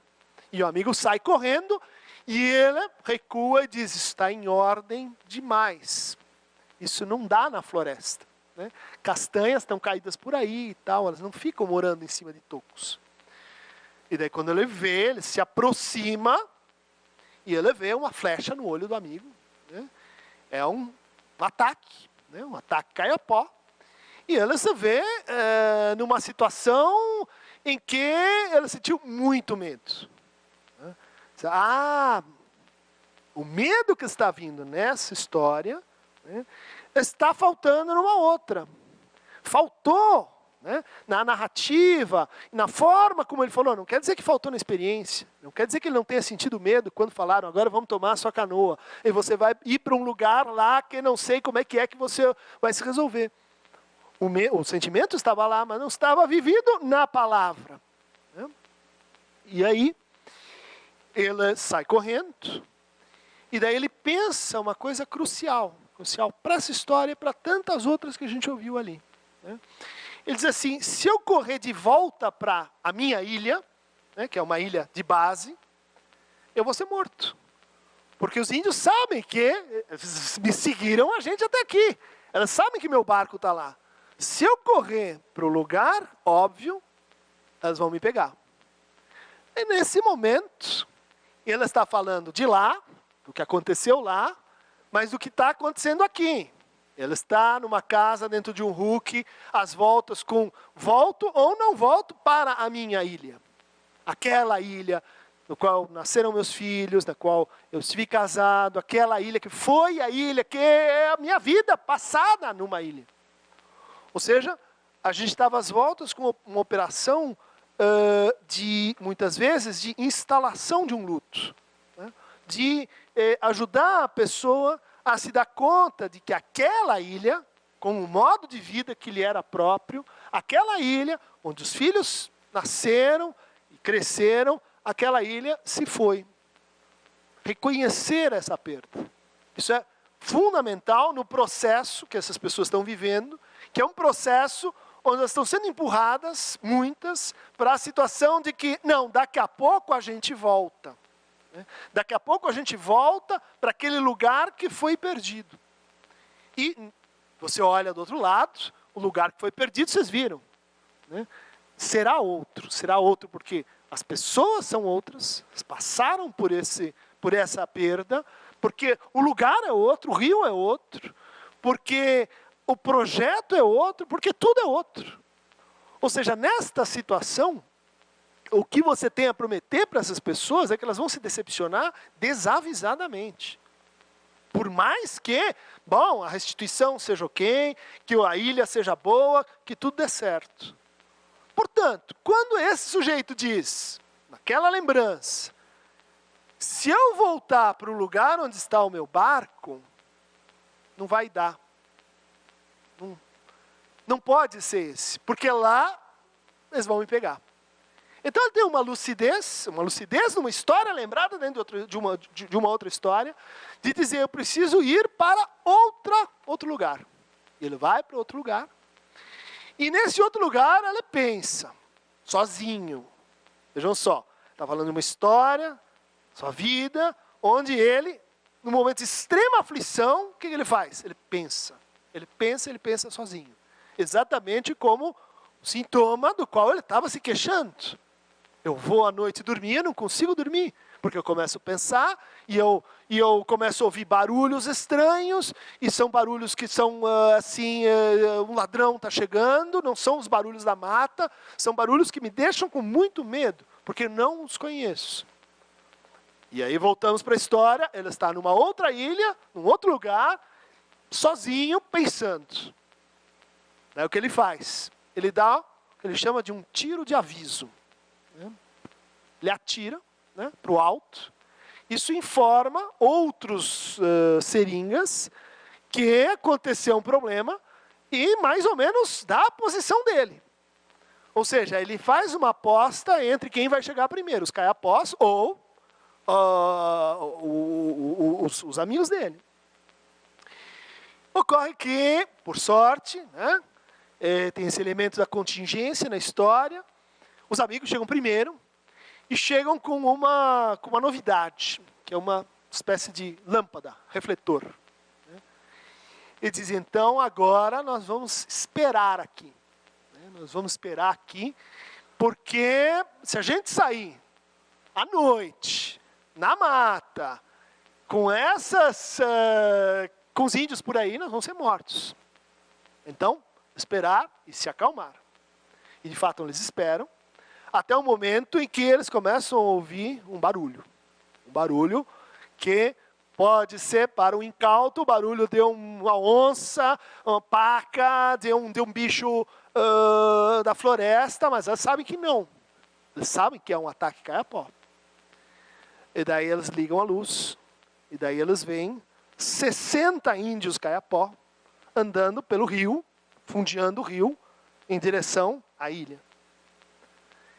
E aí, esse senhor de 70 anos conta de uma forma que vai ser difícil transmitir isso para vocês, mas conta com uma dignidade ética, se é que vocês conseguem imaginar isso, de como 60 caiapós foram exterminados, foram mortos. E ele conta isso, e a gente impactado, dizendo, caramba, não vou conseguir mais escutar essa pessoa. Por quê? Terceiro ponto, quarto ponto que a gente aprende na clínica. Não julga. A hora que você começar a julgar, a hora que você começar a dizer isso sim, isso não, você está fazendo outra coisa, você não está fazendo mais clínica, e muito menos clínica do cuidado. Não julgar, quando está em jogo Palmeiras e Corinthians, é facinho. Agora, como é que a gente vai fazer para não julgar nessa situação? Para não dizer, isso aqui é um ato que não deve ser feito em nenhuma condição e etc. Implicações. Implicações de culpa, implicações de responsabilidade, implicações que voltavam assombrando a vida desta pessoa na sua pequena casa, dentro do RUC, no interior da Amazônia. Mas havia ali um momento, um instante, né, de reflexão sobre o que tinha acontecido, né, de ajuste de contas com sua história, com seu passado, né, e havia ali uma centelha de um afeto que estava faltando em tudo que ele tinha nos contado até então. Né. Vocês lembram? Perdi minha ilha, perdi minha canoa, perdi minha família, perdi a relação com os meus filhos, com os meus vizinhos, mas raiva, ódio, zero. A gente tem que aceitar. É o destino. Naquele momento que essa pessoa lembra dessa história, ela lembra que ali havia uma centelha de raiva. Ela lembra que nem tudo a gente aceita. De que é possível dar uma resposta. E ele diz, não precisa ser essa. Mas eu não sou prisioneiro da passividade com a qual eu estava enfrentando essa situação. Ou seja, essa pessoa, no momento que ela traz para nós essa experiência, ela se transforma. Ela se transforma na medida que você consegue manter a escuta, suspender o julgamento, acolher isso que é não mais uma tragédia social, política, humanitária, como a que a gente estava vivendo, mas ela se transforma e ela se junta com uma tragédia ética, da história da vida dessa pessoa. Isso torna possível para esse sujeito uma outra dimensão diante da tragédia que se abateu sobre ele. Agora, ele não é só, vamos dizer assim, a vítima, não é só aquele que teve que se virar com uma adversidade que o destino lhe impôs, mas ele lembra que ele já esteve do outro lado. Ele lembra que capaz de fazer uma coisa condenável. De certa forma, isso o habilita para uma outra posição, isso o habilita para sonhar, isso o habilita para se reconciliar com o seu desejo, com o seu vizinho e com o seu futuro. Então, esse é um fragmento, né, de uma experiência em que vocês vão dizer, mas vocês não fizeram nada, vocês só ficaram ali, ouvindo. É verdade. Né? Nós não propusemos uma interpretação do tipo, olha, veja bem, o senhor se liga isso com aquilo, é o mesmo significante. E veja que há uma demanda que volta e o senhor está agora repetindo isso do outro lado. Não, você nem faria isso numa clínica urbana. Mas é a forma que a gente encontra para fazer o sujeito continuar o seu trabalho. É a forma que a gente encontra para endereçá-lo aos recursos que ele tem. E os recursos que ele tem estão ali, estão na sua história. Ele começa a se ligar em coisas como, eu vivo com amigos. Talvez eu esteja assim, um pouco nervoso, porque eu não falo mais com as pessoas. Óbvio, você vai dizer, claro que sim. Né? Claro que sim, mas enquanto a gente não faz o trabalho de se escutar, o que é claro pode ser extremamente obscuro, se não impossível. Né? Então, o nosso trabalho foi... Vamos próximo. O nosso trabalho foi voltar ao lugar onde essas pessoas moravam. Né? E, antes de tudo, permitir que essas pessoas se reencontrassem com um aspecto específico do seu modo de vida, né? De história compartilhada, né, de palavra reconstituída, né, de experiência do lugar, mas isso era pouco. Isso é, vamos dizer assim, o que se conseguia fazer com cada caso. Né. O mais interessante é que essa experiência, ela prometia sim alguma coisa, que era o fato de da gente trazer uma história, né? Da gente comunicar essa história, da gente documentar essa história. Ou seja, com isso, a gente estava dizendo não só que a gente vai entregar um produto, a lembrancinha da festa, né? A gente estava dizendo o seguinte: a história é importante. Ela é tão importante para nós, que estamos reconhecendo a história de vocês, que isso pode e deve ser lembrado por todos vocês. Isso começou a produzir efeitos, né? Então, efeitos de questionamento do que é uma casa.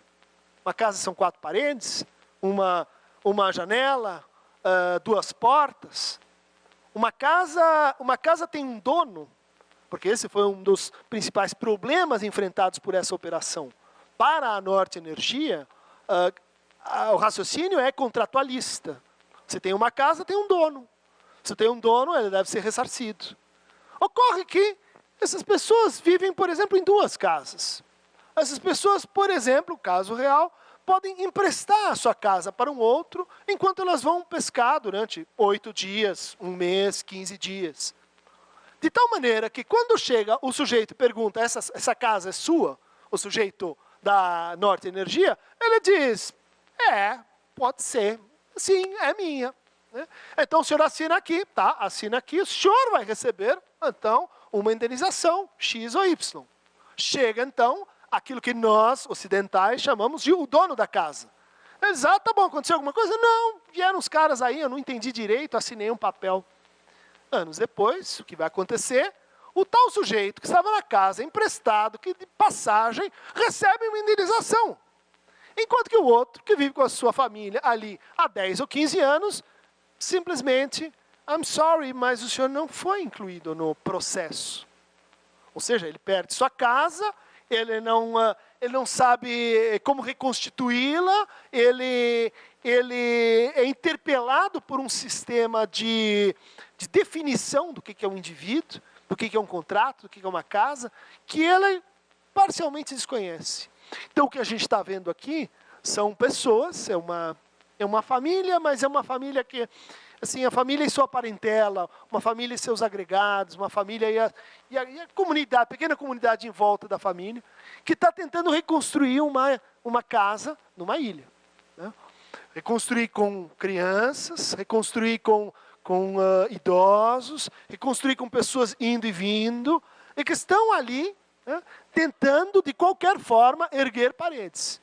Com material, às vezes, dado pela companhia, mas num processo que a gente acompanhou, a gente foi lá escutar como é que isso estava acontecendo, porque era ao mesmo tempo um processo de reconstruir laços, de reconstruir práticas, de passar práticas de pai para filho, de tia para sobrinho, numa situação absolutamente insalubre.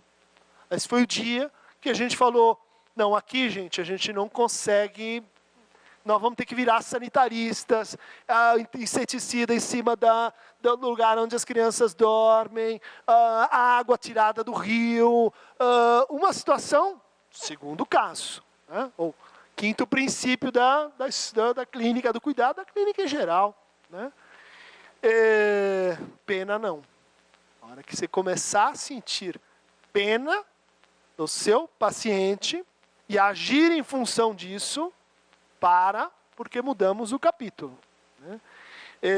No momento em que você começa a, vamos dizer assim, querer o bem para aquela pessoa, por mais que seja isso no final das contas, mas querer o bem no sentido mais trivial, e esse é inclusive o sentido que destitui a força das intervenções psicológicas, psicanalíticas, né? Que diz assim, não, essas pessoas, elas não precisam de escuta, elas precisam de água, elas precisam de camas, elas precisam de paredes, elas não precisam de palavras.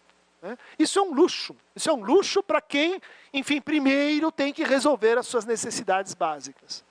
O que a gente foi impactado é que quando você suspende essa parede, essa cortina de sentimentos muito nobres, super importantes para outras intervenções, vem algo que é a palavra necessária para que isso tudo se dê. A palavra necessária para que as paredes aconteçam, para que as redes sejam reinventadas, para que a casa seja refeita. Então, a gente pode dizer que é um luxo, mas é uma espécie de luxo que a gente foi vendo como era essencial para essas pessoas. E elas foram ensinando, reensinando para a gente que toda a nossa parafernália de contratos, de regras, de maneiras, vamos dizer assim, de atender, né, nos quais a gente vai se apegando, elas são extremamente assim, desnecessárias. Né? Que a experiência da escuta é bem mais simples e é bem mais complicada. Né? É bem mais, vamos dizer assim, dependente de como a gente se coloca nas palavras, e como as palavras constroem relações, e como as relações predefinem palavras.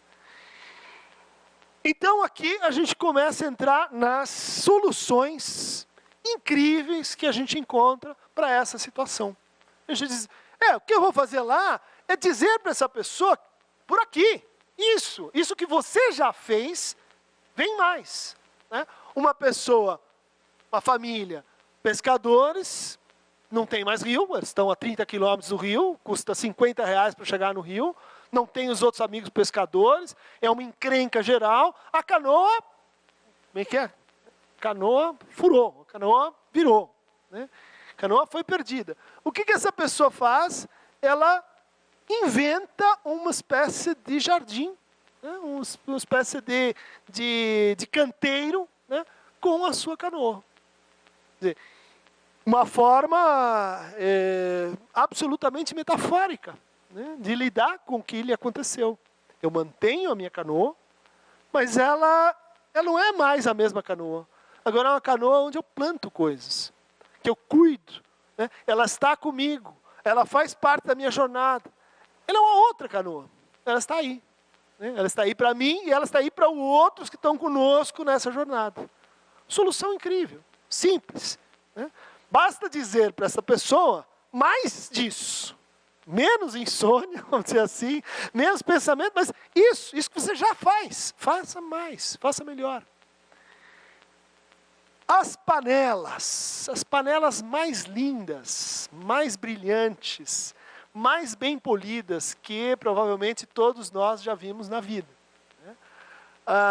Panelas que fazem inveja a uma instalação do Donald Judd, que podiam ganhar um prêmio de arte. Panelas que estão dispostas, né, cuidadosamente, por uma senhora, que encontra nessa pequena atividade, vocês dizem, olha aqui a ideia, a neurose obsessiva numa mulher, ela está polindo, não pode parar de polir, e etc. Sim, você pode dizer, tá bom, pode ser um sintoma desse tipo, mas é um sintoma admirável, é um sintoma capaz de fazer uma obra de arte, é um sintoma que diz para essa pessoa que ela pode se aperfeiçoar, né? Ela pode encontrar algo melhor em si, ela pode encontrar algo melhor na sua relação com os seus objetos, e fazer daquilo que lhe aconteceu, né, da tragédia de não ter mais, enfim, as panelas a céu aberto, um pequeno totem, um pequeno símbolo, né, que ao mesmo tempo homenageia e recria a situação na qual ela estava comprimida. E assim vai. Né? Dizer, ao longo da nossa experiência, que foi uma reinvenção da nossa própria clínica, a gente foi vendo a importância de encontrar palavras, nomes, de facultar que essas pessoas se dessem conta que a sua insônia, que o seu pensamento de que eu vou pegar um calibre 12 e vou dar um tiro nesse motoqueiro que está, cada vez que passa aqui, ele arranca mais para dizer, olha, seu idiota que está aí preso. Né? Essas pessoas vamos dizer assim, com uma experiência de mal-estar, ou seja, sem nomeação do que lhes tinha sucedido, vão encontrando isso, falando. né? Vou encontrando isso. Se do outro lado você não tem alguém julgando, você não tem alguém ajudando, no sentido de fazer o bem, você não tem alguém manipulando, você tem alguém tentando cuidar do outro. E aqui está um dos símbolos maiores, eu diria assim, da nossa jornada, né? que é uma foto do Lilo, né, Lilo? Não, não é sua? Em que a gente tem os traços, né? As crianças que entram numa casa e deixam o seu instrumento de caminhar, né, a esmo, misturado, como deve ser, né, nesse modo de vida, que deixam traços dessa experiência em relação ao qual a gente não as vê, né? Isso são signos. São signos de que as crianças estão, assim, brincando em outro lugar, né? Isso foi muito importante, foi um horizonte para a nossa intervenção. Alguns casos mais possível, outros casos menos possível, em vários casos impossível, né?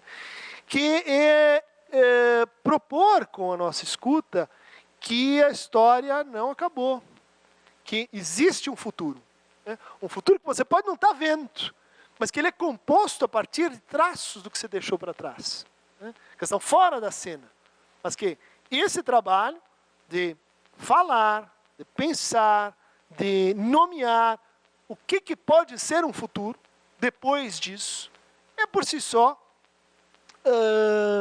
algo que a gente viu assim produzir benefícios para essas pessoas, né? Benefícios simples, não obstante, sim, muito contundentes, né? Muito para nós suspendemos essa perspectiva assim de que o paciente tem que melhorar de todo jeito. Por quê? Porque daí você é um bom analista, né? Não, retira isso da sua cabecinha, né? O paciente não tem que melhorar, mas a gente gosta quando isso acontece. Confissão, né? A gente, quando vem por acréscimo, mas a gente gosta. E a gente sente quando isso acontece, né? A gente não sente porque eles dizem, agora eu estou melhor, vou passar você, nota 10 no diagrama das avaliações. Você sente que aquilo está com uma potência de transformação, aquele futuro, que aquela pessoa deu um passo. E aí é onde eu termino, então, a conversa, ou enfim, tentativa de passar essa experiência para vocês.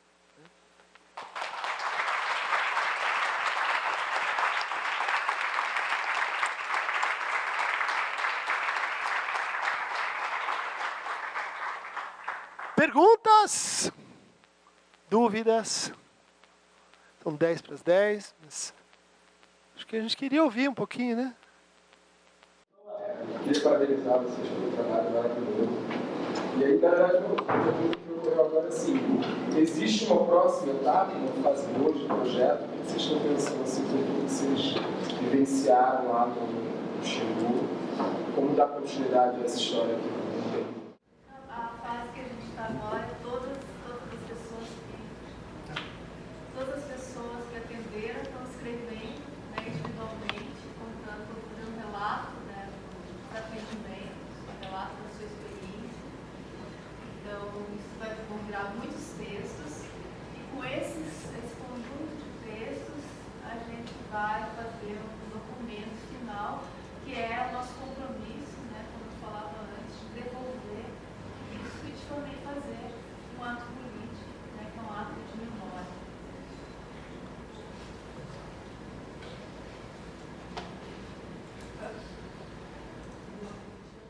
E uma política pública, né? Nós tentamos, mobilizamos, né, as pessoas dos CAPs, dos NAPs, da Secretaria Municipal de Saúde, todos com quem a gente conseguiu falar, né, para favorecer uma integração entre os recursos que eles têm ali. Isso nos pareceu assim subaproveitado, né? Quer dizer, existem alguns recursos, não são assim muito fartos, mas eles estão ali presentes, e a nossa ideia é que a gente se disponha, a gente mantenha, vamos dizer assim, um impulso para que a saúde mental em Altamira possa dar um passo, possa se organizar e ir em frente. Mas fazia parte da nossa intervenção a ideia de que nós não vamos voltar. Nós não vamos ter uma próxima etapa que poderia ser mais e melhor. Sim, todas essas histórias e todas essas pessoas se beneficiariam com mais escuta, né? Não seria ruim. Mas fazia parte do dispositivo a gente montar uma situação em que nós temos que resolver a coisa aqui. Nós temos esse tempo, nós temos 3 encontros, cada qual com 1h30. E isso deve formar uma totalidade em si, né? Porque isso era uma espécie assim, de prevenção para o que a gente chama de abertura para um trabalho de transferência, onde a gente não tinha certeza, a gente não tinha segurança de que encontraríamos alguém que pudesse fazer a nossa função ali depois. Então é melhor você tentar comprimir essa experiência numa intervenção concentrada, né? Os riscos da gente dizer assim, não, mas nós vamos ver, pode ser que sim, elas são superiores, a gente avaliou, ao benefício de você comprimir a situação e dizer, tem que rolar tudo aqui nesses 4, 5 encontros. Fiquei pensando nessa questão que você colocou da retraumatização, né? Desse resgate que você fez de outras situações, e em Belo Santo, né? Sim. Eu fiquei com uma curiosidade assim, se isso circula entre as pessoas, se isso aparece na fala das pessoas, essa questão. Essa questão é muito presente, porque Belo Santo já está na Volta Grande do Xingu há muito tempo. Ela teve agora a licença de instalação, né? Pode começar a operar. Embora tenha várias ações, né? Defensoria Pública Estadual, Defensoria Pública da União, Ministério Público Federal, tentando barrar esse absurdo, né? Mas isso já circula, porque a Volta Grande do Xingu, onde Belo Santo está se instalando, e já está há bastante tempo, é uma região extremamente impactada por Belo Monte, que é a região de vazão reduzida, onde o rio ficou baixo. Isso alterou completamente a vida. Tanto que no final do ano passado, um indígena do povo Juruna se afogou no rio, né? Então, todo esse medo, né? Todas essas questões, tudo isso está circulando lá de uma forma muito forte.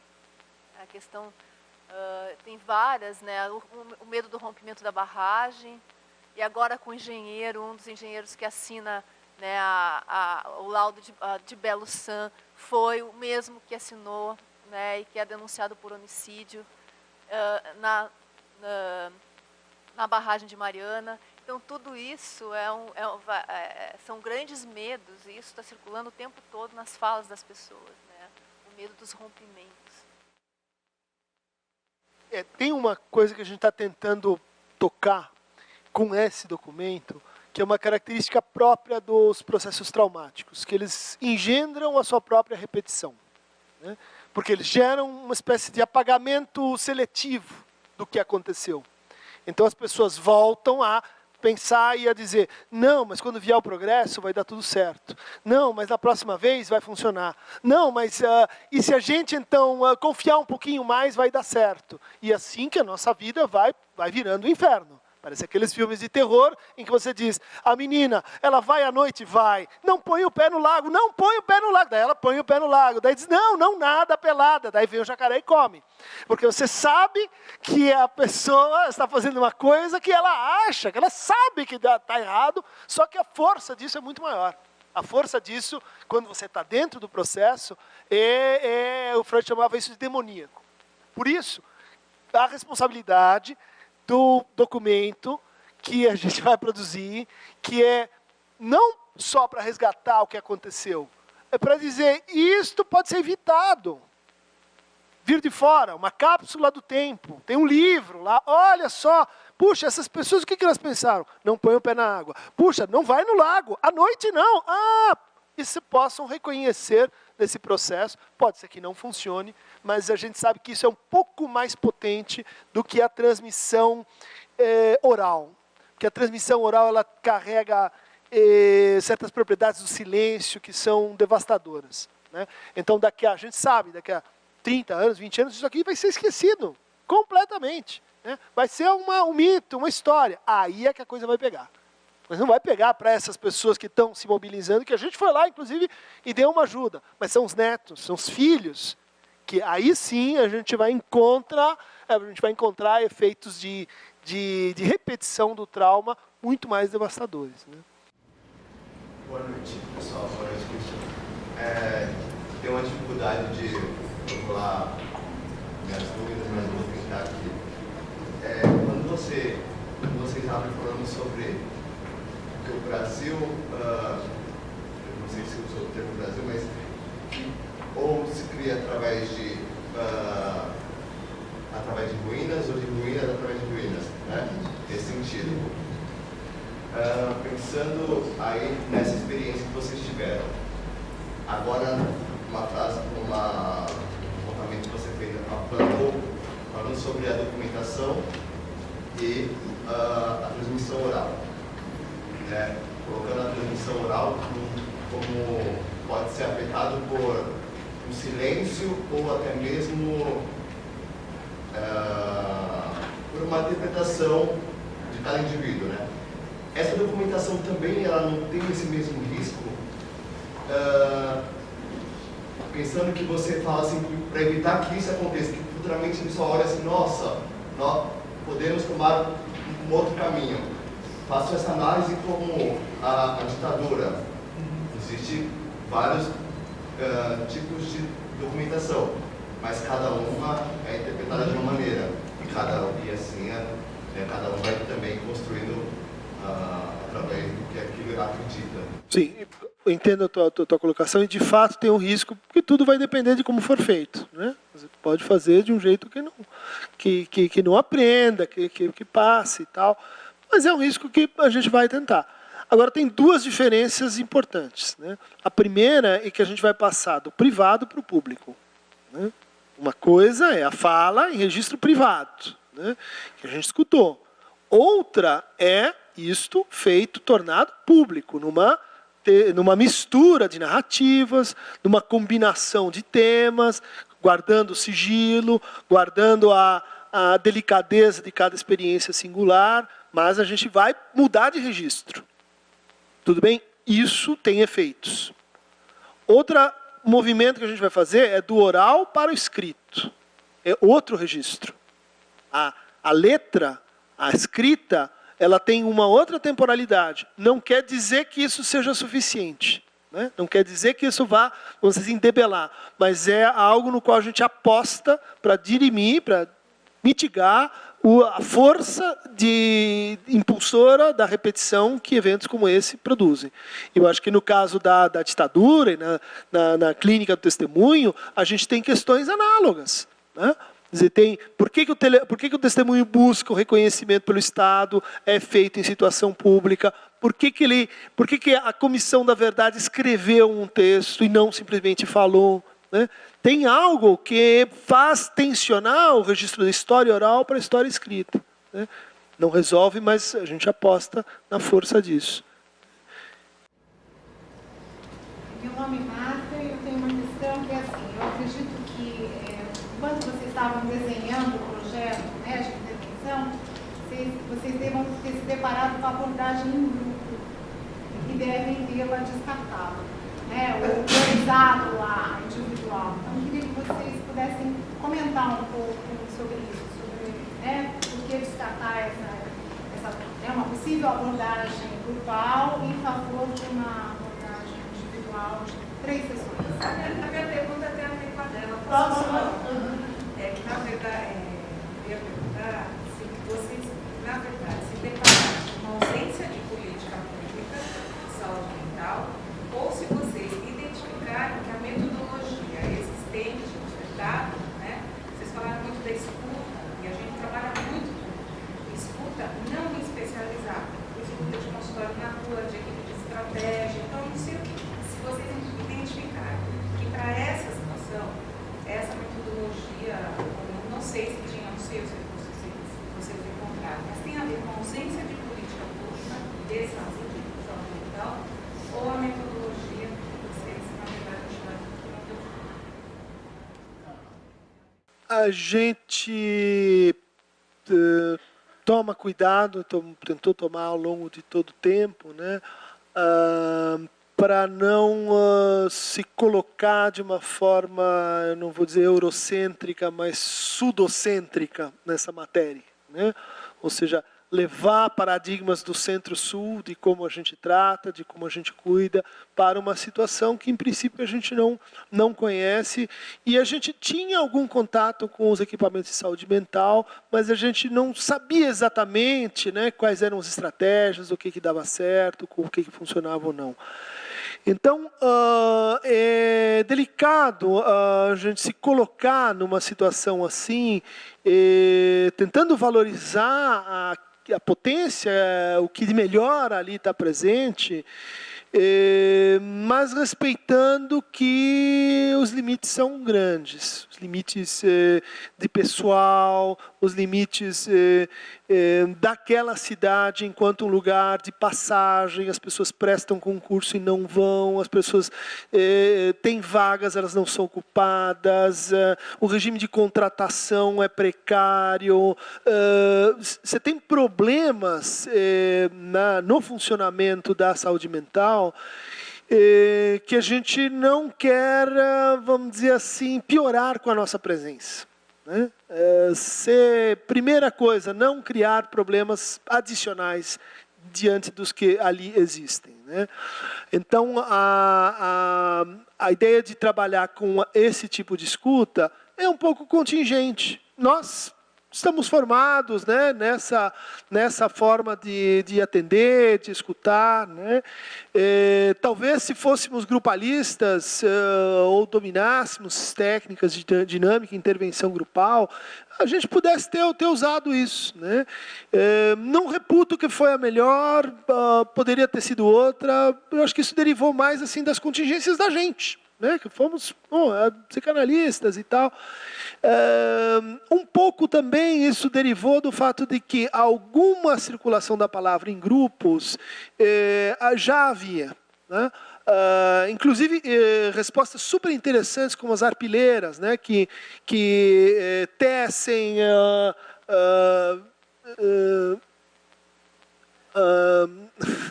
Bom, eu tinha lá, são retalhos, né, com roupas para elas, e que é um trabalho feito por mulheres em grupo e que vão falando e recontando as histórias, né, o bordel, como foi a instalação da usina e etc.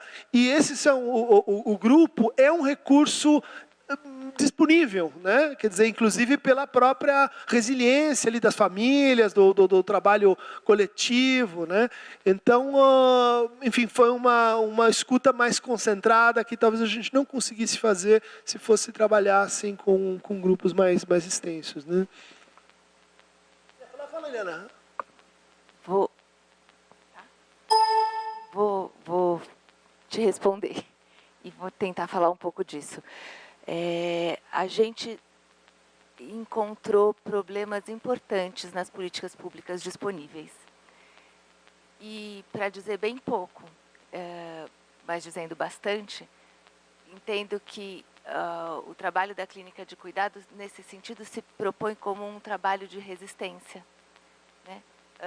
Em que a gente propõe, a partir do que a gente construiu, teceu, para usar a palavra que melhor descreve essa experiência, como um trabalho que é pontual e que é, sim, uma proposição de política pública. De qual que eu estou falando? O que a gente não encontrou e que a gente acha importante de estar incluído nas políticas públicas? A ideia de que o sofrimento adoece.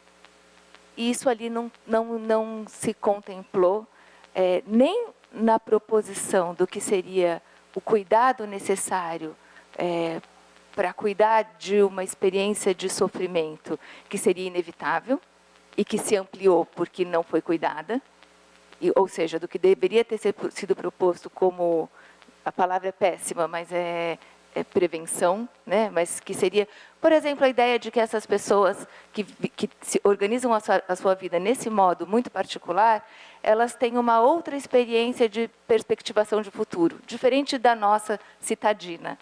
e que, portanto, dizer para elas, daqui a pouco vai acontecer X, não quer dizer que elas entendam, como a gente, numa experiência de cidade, entende o que é daqui a pouco e o que é X, que é um X absolutamente desconhecido, né? E aí, se a gente tivesse ali uma política de que essas pessoas seriam amparadas para compreender que esse futuro precisaria ser perspectivado de uma outra maneira, elas estariam mais amparadas para viver a experiência que já seria violenta por si, mas poderia ter sido mitigada. Então, agora, como o seu Hélio falou, o plano B, uma vez que o A já não aconteceu, é que isso possa acontecer de uma maneira em que a gente possa cuidar do que já aconteceu como problema e que a gente não pôde cuidar antes. Isso para dizer pouco, falei muito mais do que eu queria, mas enfim. E a ideia da experiência de grupos, essa fala do Christian, eu acho bastante importante. Assim, quando a gente tentou, a gente sabe que a experiência de sofrimento nesse território é uma experiência pela destruição do grupo também, né? Quer dizer, a destruição dos laços comunitários produz sofrimento ali. E isso não é pouca coisa. E, de fato, as experiências de grupo, na linha dos trabalhos terapêuticos, e mesmo dos trabalhos dos movimentos sociais, que é absolutamente importante, é uma experiência de retecimento de laços.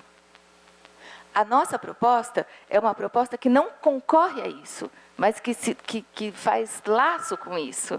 Não é? De que aquilo que é absolutamente particular possa ser mobilizado para que a gente possa estar com o outro. Eu acho que a gente teria que encerrar agora, né?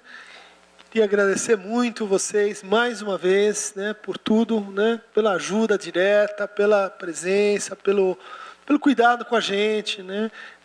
Realmente foi um think and thank, né? Pensar e agradecer tem a mesma raiz, né? É o que eu gostaria de deixar para vocês.